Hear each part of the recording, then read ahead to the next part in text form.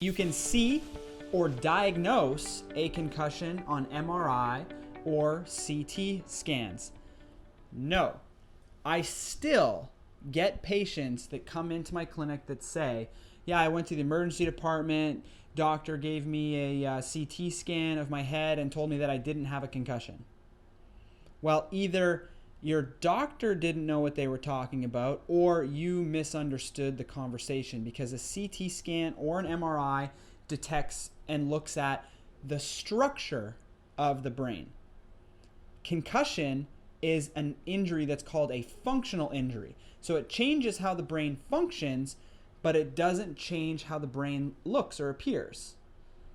So when somebody does a CT scan or MRI, they're usually looking for something more significant than a concussion, like a bleed, like a fracture in the bone of the skull, or like actual damage to the brain where you can see the visual damage.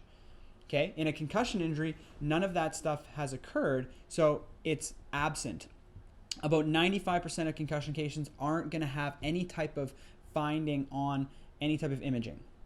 So it's a very low percentage of concussions that will have any type of findings on imaging. The purpose of the imaging, like I said, is not to see the concussion injury, but it is to rule out something more significant than the concussion injury.